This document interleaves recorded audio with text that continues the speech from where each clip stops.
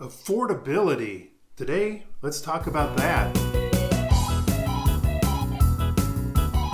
Dave Edwards, Treasure Valley Dave here, and I've seen some things in the news the last couple of days, had some conversations with people the last few days, and I thought that maybe we should talk about what I've been seeing and what these conversations are about, and that's affordability. You know, I have this great YouTube website. Of course, you're on it right now. And a lot of people go here and then they come to my videos and they will watch different ones and then leave comments and have discussions and throw out ideas. And I get to understand where they're coming from, and they get to maybe get some perspective from the industry side from me. So it's all pretty good. And one of the themes lately has been affordability for housing in general. So I came across this news story. So we have very much a shortage of supply. This guy was talking about apartments, and that is driving up prices. And it's also, this is even before the pandemic.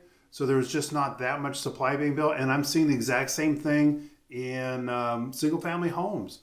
So we had the big crash back in 2008, and then we had a big glut of inventory, and then that eventually kind of got bought up. But because we had all that inventory, there's many years that builders were not building. And so that kind of, once the inventory ran out of houses that had been, there was too many after the crash, now there's not enough houses. And now builders are trying to, catch up. And the same thing that this guy was talking about. And then on top of that, you have inflation. It adds more risk to people investing in apartment complexes.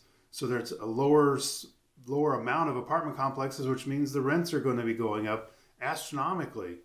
But then, just as this guy was saying, then governments get involved and try to fix things. I think we know how all that works on average, right? So then I saw this story. And so here in Boise, the city council just voted to approve an immediate affordable housing. And so in a nutshell, what they've done is they've bought this old mobile home park, and for $3.25 million, all in an effort to make affordable housing. Okay, well, one, that's not what this is about. These people already live here, and apparently it's already affordable. Looking at this, I'm thinking they're probably not getting top dollar rent out of this. So the city said they're going to buy it so people can have affordable housing. There's 24 units here. And really, throughout this article, what it comes down to is that the city's buying this to make sure that a developer doesn't get it. And why? Because I guess the developers are evil people, huh? I guess so. And so what we're going to do is, there was 5 people that voted on the council for this and one dissenting. And the person that dissented was Lucy Willits. And one of the reasons that she said that she wasn't in support of this is that, here we go. She opposed the purchase. She said that the city buying property and removing it from the tax rolls is going to be counterintuitive to the work the Idaho legislature is doing on decreasing property taxes. And, we've seen that in other places. Like this story goes on to give an example that the politicians gave huge property tax exemptions to, say, Micron, which comes back and they said it costs everybody in Boise over $56 every single year because they gave that big tax break to Micron for the property taxes.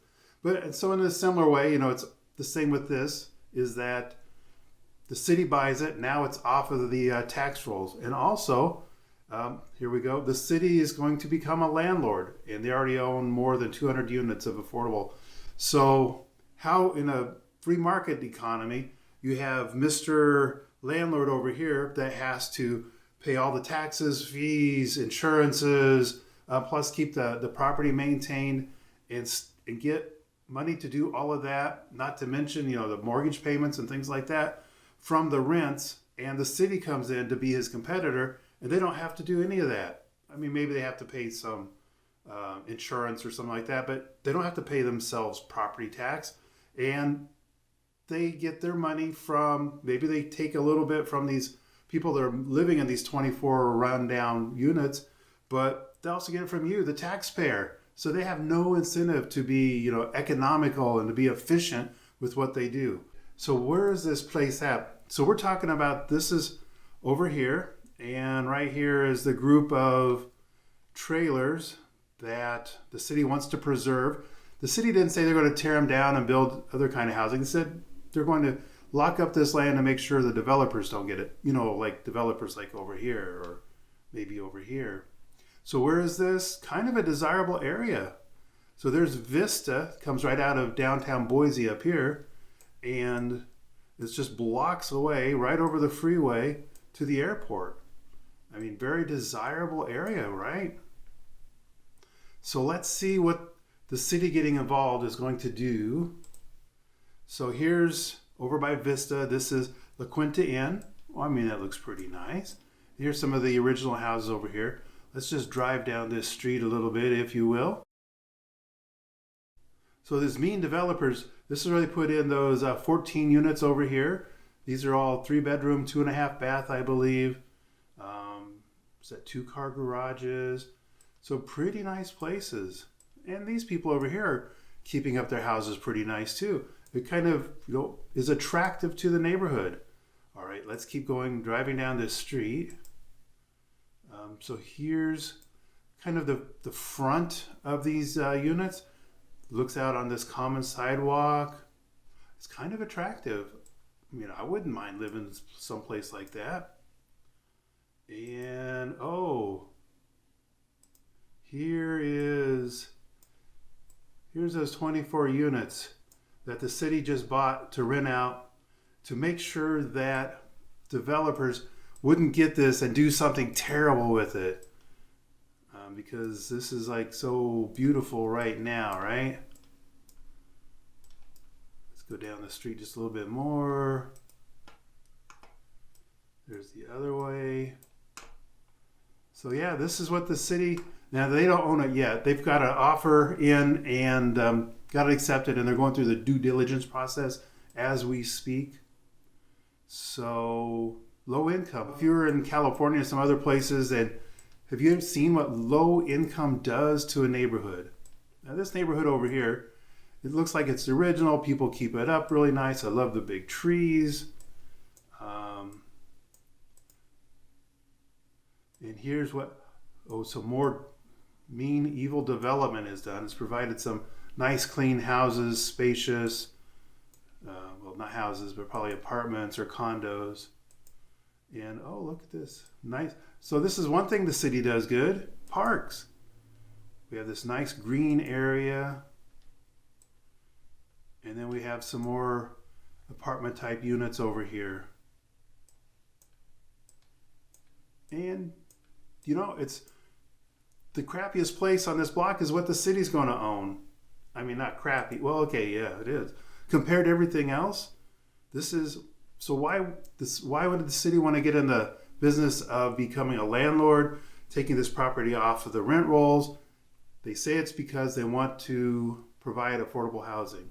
Well, this doesn't provide anybody more affordable housing because all these units are already filled. So let's change gears a little bit. I found this in my email this morning. This is a story on how much money do you need to make to be middle class in Idaho. I thought it was pretty cool. Let's check out what it says. So they say, yep, the world's been changing. GoBankingRates.com has put together this information. And they said that Idaho is the lowest state. Well, Idaho is the state that you need the lowest amount of money to be middle class. I guess that's how I would phrase it. Lowest middle class requirements on the list. So let's check it out. They also put a few other places in here for comparison's sake. Let's check out what we have. How much money do you need to make to be in the middle class in Idaho? So California, you need 2-person family, 52 to 157 to be middle class. 3-person, 58,000. 4-person family, 66,000. That's California. So let's just go, I don't know, let's just say 2-person family, just for comparison's sake. So you need $53,000 to be middle class in California. Well, that's going to be kind of lower middle class, I'm thinking. Montana. 2 persons in Montana need to make 43,000. 50,000 for 3, 58, 59 for a family of 4. So 53,000 for Montana. Nevada, 2 persons need to make 44,000 to be middle class. 48 for a family of 3, 55 for a family of 4. And Portland, well, Oregon, says you need to have 47,000 to be middle class. 3 people, 53,000. So Utah, 2 persons, 47,000. 54 for 3 people. So what about Washington? Is there an R in there? 54,000 to be middle class. One more. Wyoming, 49. Wow, Wyoming's quite a bit more than the other places. That's curious, isn't it? And now, drum roll please. 2-person family in in Idaho need to make a little over 41,000 to be middle class. And 3 people, 45. 4-person family, say 54,000. So that's middle class. But what do people make here? Let's find out. So I just did a quick Google search like anybody can do. And it says for 2021, average income in Idaho in general, salaries as high as low as, but average jobs, 45,000. And we needed what, 42? So to 68. Okay, so your average is 45 to 68. So maybe right in the middle there is, I don't know, 55,000? Okay, well that's quite a bit higher than what they say the bare minimum to be middle class is. And I wanted to look more closely, here closer to home. So here's Boise. What is the median income for Boise? Again, 2021, and 75,000. Well, that's even getting better. And I'm over here in Nampa. What is it in Nampa? Average income in Nampa 2021, over 57,000. So, and we needed what? 42 to be in the middle income. So we're middle income over here. So what does all that mean for you? Well, we've learned today that people are concerned about affordability going forward, and right now, as far as that goes. But going forward, we're also learning that inflation is causing prices to go up, rents and buying. A lack of inventory because builders got back into building later, again, apartments and new construction. So there's going to be there's a demand for stuff that isn't there, and that only will push prices up. So what does this all mean to you? Well, as we've learned today, people are very concerned about the cost of housing, affordability, if you will. We know that there's a bigger demand, and a lot of that maybe because there isn't as much inventory. You know, less inventory and the same demand means there's more demand. So the old laws of supply and demand mean that prices are going to be going up on rentals and on new homes. And of course, new homes go up, existing homes go up. And we've also seen that governments are going to step in and make you think they're doing something to improve the situation, which rarely is an improvement at all. Another thing is that, well, rents are going to go up, but inflation's going up, interest rates are going up, your pay is going up here in the Treasure Valley as well. Is it keeping up with all these other factors? I'm not sure, but I do know that wages are going up quite a bit, and there's hiring bonuses and things like that that I'm seeing all over the place. So that's a positive sign for that. And I'm also thinking that rents are going to be going up, but if you got into a house, then your payment is not going to go up. Your principal and interest is going to be the exact same throughout the entire length of your loan. So if you can get into a house now, your payment's going to always be like this. At the same time, rents are going to be going like this. So if you're at that point where you're ready to move into a place and, on a permanent basis, I would really suggest you check out getting a house of your own, because it's going to fend off the effects of higher inflation, also the effects of supply and demand pushing prices up, and you'll have your own place. You're not going to be worried about getting kicked out. And maybe that's part of what the city was doing over here, was these 24 units. Maybe, those 24 people that live there are, very active and putting a lot of political pressure, saying we don't want to lose where we live. And so they're going to be paying the same low rate until, maybe after the election when some other mayor gets in. Who knows? But anyway, you get the government involved, it's going to be shenanigans all over the place. Am I right? So if you want to start looking for a house to buy to see if it would fit into your budget, then you might come over here to treasurevalleydave.com. And one thing that you can do here is that you can go down here and search for homes. And you can scroll down here just a little bit. And you can say, I want to look for homes in Nampa, for instance. And you might say, no, I'm not interested in a condo, just regular houses, please. And maybe you'll say, well, my budget's only $500,000. Oops, that's the minimum. We'll start at $350 and then we'll go up to $500. So something in that range will be good. So let's see what we've got. So these are the houses over here. Let's sort this, or sort by price. So we start at the bottom and work our way up. That seems logical. So we can see over here, there's a nice place for $350. I've actually been in that place. And I've not been in that place. But there's some houses. Oh, this one's attractive. Just a hair over 400. Okay. So this would be a good resource for you to go check out, to start seeing, maybe there is a house that could fit into your budget. And then what is your budget? Well, relocating and all that, there's so many things involved. Maybe getting a new job, the expense of moving, things like that.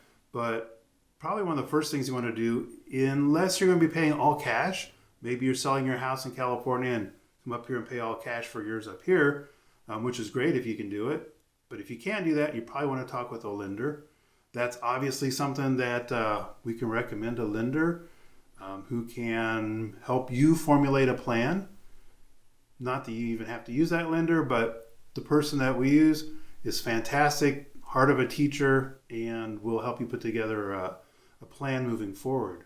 So coming down here, if you didn't see anything up here, or you have something specific that you can't find on this little search, come right on down here and click, give us your information, and send this off to us, and then we will do whatever it is that you need help with. If you need a very customized search, maybe you want a search that's going to send you an alert to your email as soon as a property comes on the market that meets your criteria, we can do that.